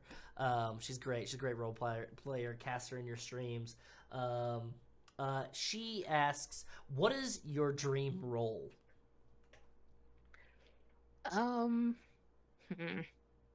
Another dual answer. One, I hope Yuri on Ice takes forever season 2 to come out so I can be in the dub cast. The longer it takes for that to come out, the better chances I have to getting into that show. Uh-huh. But in general, I would love to play like that villain you hate, like you despise and like you have stands for. I want to be the Izzy Hands of anime. That's what I want, a voice a character like that. There you go. It's Fuck so yeah. good, if you will. Fuck yeah. Before we ask this next question, I have a question of my own here to kind of intersperse in there. Are you tired of redemption arcs for villains? Yeah, because let villains be the villains. Let people be evil, be the thing they need to be, and like kill them, toss them aside. There are some good ones. We love a good Zuko, but they don't have to be redeemed all the time. I blame Loki for that. I blame specifically Loki from the Avengers for that. Seeing his like redemption made everybody just be like, no, all of our villains have to. Sometimes you need a fucking Sephiroth, you know. Sometimes you need You need a Griffith sometimes. You can be Griffith, like yeah, you do. You really do. Sometimes you need a fucking Griffith, dog. Like sometimes you just need an absolute fucking shit fuck monster who's irredeemable. And like you can give them a reason that's like really sad, like, oh, it's really sad your backstory, but it still doesn't fucking justify the fact that you ain't even got to be all that. It doesn't. Yeah, be like, hey, I want this. I want this. I want this. I deserve this. I need this. Amazing. I'm hoping to manifest that for you. Then I think you would kill that because you're already the villain in Bully's story, so might as well be the villain in somebody else's story too.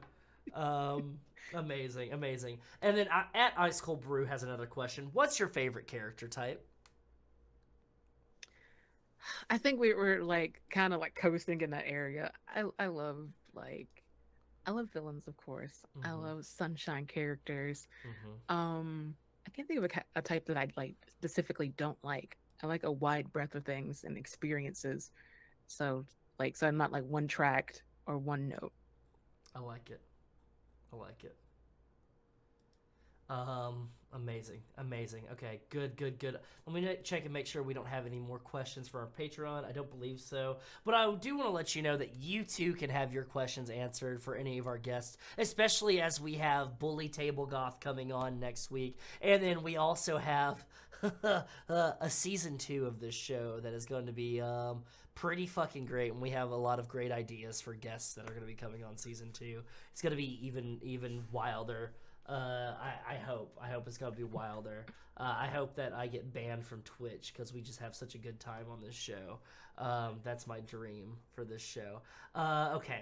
Oh God, I love talking with you, Vyn. You're so interesting. You're so fun to talk with. So Derek has one last question that we. Did you say ditto? Mm-hmm. Did you say ditto? I did say ditto. Oh, I did. Damn.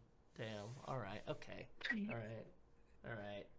We were going to have you arrested at the end of this and sent back to the government testing facility that you're from. But I think you can run wild a little bit longer. Okay. I guess. I've got one more question, and it's not on our list of questions here that me and Derek have or anything like that. But I have... this sounds like I'm going to propose to you. I promise it's not that. Not yet. I was like... but I have a very important question, and Derek has a very important question. But... if there is if there is one thing that you would say to people that are getting into TTRPG streaming as like a player, as a cast member, I'm not even going to say player because player suggests that it's just a game, and when you're streaming this, you're trying to make more than a game. You're trying to make entertainment. If there's like one big piece of advice that you could give to anybody that is, even if they're a veteran or just like, what's the general thing that you've learned so far? What would you say to them? I guess be flexible and be agreeable. Be a nice person. Like, word of mouth is pretty huge in a small space.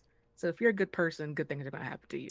Don't I know it? We're feeling the effects of word of mouth right now on this channel. Yeah. We are feeling the effects of it right now. You know who you are. That was a slight little jab. You know what you did. You know what you did. Vyn definitely knows what you did. Motherfuckers. And that was my one moment to get spicy. Motherfuckers. Derek, save us from this a little bit of spice with sweetness with this very important question. Okay, so what things do you want to come from your time on Earth?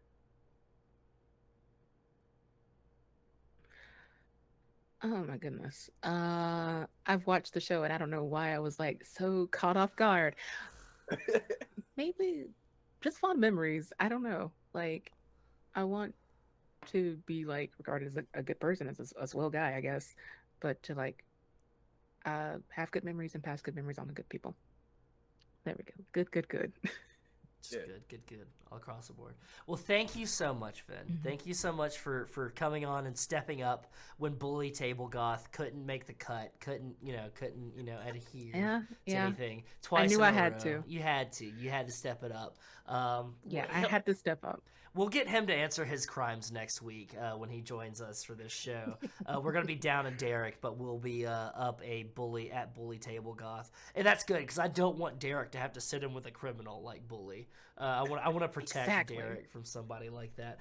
Derek has gotten to know... You're being spared, genuinely. Yeah, Derek has gotten to know so many nice people and great people. And I think as I've seen interacting with them on Twitter, so it's like gotten a little bit of a tete-a-tete with so many great people. I don't want to diminish his time on this show by any point by having him interact with Bully. I'm kidding, Bully. I love you. Eat shit.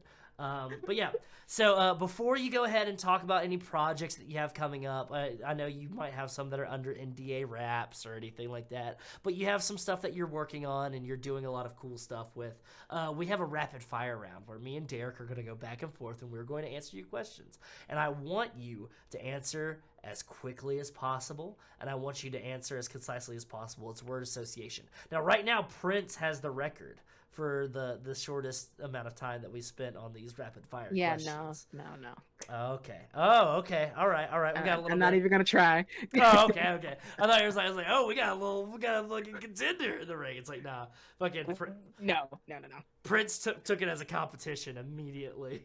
Was like, yep. We're gonna fucking speed read through this stuff. Okay.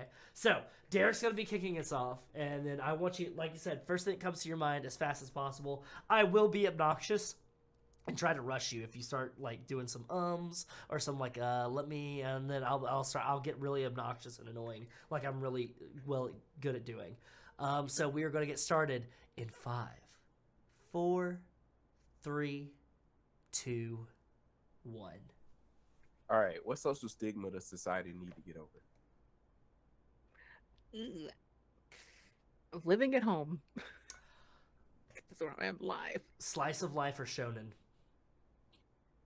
Slice of life. What album defines you? Best house on a bad block by 1-800-PAIN. Easy. Vampire the Masquerade or Monster Hearts?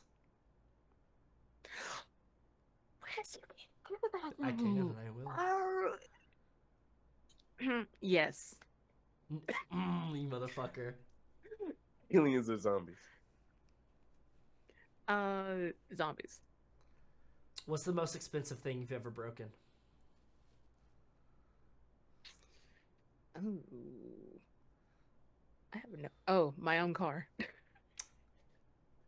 Where do car batteries belong? In the car. Nightmare blunt rotation. I don't smoke. I don't do drugs, so I don't. But you know, if you had to hang out with experience. If you had to hang out with somebody in a circle, what's a nightmare blunt rotation? Who are the worst fucking people to be in a blunt rotation with? One person, it'll probably be just Frog. Just Frog. Just Frog. Oh god. Okay. Okay.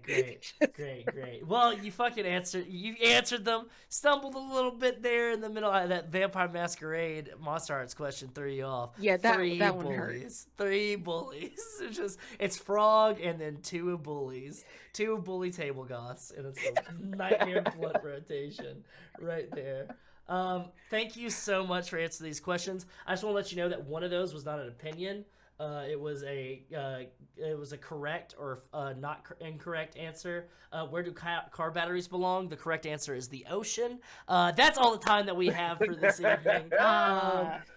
Before we go, we can go ahead and then go ahead and tell the people at home where they can find you.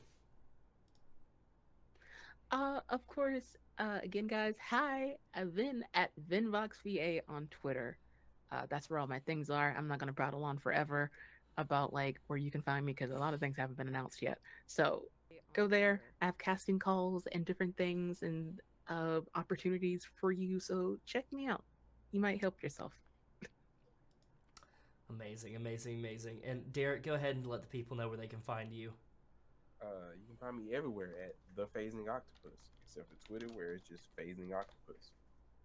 You can also find me next Saturday if you are in the Birmingham area at the Woodlawn Street Market. I will be playing the musics. It's the Woodland Night Market, so it starts at I go on at 7 o'clock. Amazing.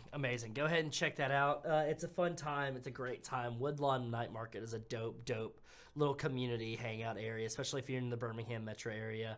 Go do that. Support some fucking awesome people, including Derek. And I went ahead and I dropped the links to Derek's Bandcamp, his Twitch, as well as his Spotify. Go ahead and hit up all those links. Go ahead and follow him. Go listen to his music. And remember, if you join our Patreon, you can listen to an exclusive EP that he made just for Carrion Comfort Studios. And you're going to be getting those every single month delivered straight to your door, hot and ready like Little Caesar's Pizza, along with a myriad of other different tiers and rewards and stuff like that. Remember, Patreon is not a store, so you're supporting us. So go ahead and like support us, help us out, all that good stuff. It is like you're keeping the lights on. And thank you so much to all of our Patreons, our patrons. You've done so much to help us out. Thank you so much. You can follow me at Thirst Trap Moth on the fucking Twitter. Thirst Trap Mothman everywhere else. I'm on TikTok. I'm on Instagram. I'm doing some really dumb shit, but it's pretty great. So go ahead and follow me there for all these news. Follow us on Twitter at Comfort Carrion. You can also hit us up on YouTube, where you can see all of our streams, previous streams there. They've been compiled for you in nice playlists. I like to say that our YouTube is one of the best looking YouTubes out there that has some of the least amount of subscribers. So, go ahead and visit, even if you're not going to buy anything. It's like a museum. You just kind of walk in and you can all we ask is that you hit the subscribe button before you leave. But yeah, just go look at some dope shit. As well, thank you so much to our sponsors, Callow, Dice Envy, 1985 Games. If you go to any of our sponsors there and you use the code COMFORT at checkout, then you will go ahead and you will receive 10% off of your order, and we will receive 10% of what you spent. And that's kind of how those transactions work in this kind of economy, where we don't have any paid sponsors. So any little bit helps. Thank you for all your subscriptions, your bits, and most importantly, do keep in mind that we are taking donations for Trans Lifeline. It is Comfortably Queer Campaign 2K22. We are trying to get to those goals. Please help me eat 100 nuggets on stream, as well as have to be on an exercise bike for all of my streams in July that aren't TTRPG streams. I'm trying to be a professional here, but all my video game and interview and all that stuff streams that are happening in July, I could be on an exercise bike if you donate and give money. It's charitable. Guess what? Also, if you keep your receipt, you can write it off of your taxes. So, it's a win-win situation for you, homie. You get a lot of that money back. So go ahead, help commit tax fraud by giving money to people that need it. All that good stuff. So yeah, and hit us up on Discord, where you can see all of our announcements. You can hang out with a lot of dope people. We show off wrestling, homie. We've got wrestling, we hang out, we play video games. We've got a music league for Patreon that's ending. All this good stuff. We've been talking shit all today. We talked politics yesterday, and it was actually kind of healthy. So, it wasn't like a bad conversation. So, come hang out with us. We're actually pretty dope. And that's what I'm going to leave you with, because this fucking onesie's hot, and I don't want to waste these people's time anymore. So what we're going to do? We're going to make somebody's evening really great. We're going to go say hi to the Rolling D's20s crew, because their 5th and final season of Philly by Night has started today. So why don't we go ahead, show some love to them. Go give them some love. Say hi to Dimples, Prince, and the crew. Go say hi to Lonzo. Give him some belated birthday wishes and some congratulations. Go say hi to Fair and the rest of them. And we will catch you later on the flip side. And do not forget, comfort comes soon. Capiche? Fucking brush your hair, fucking moyon. Love you, kisses.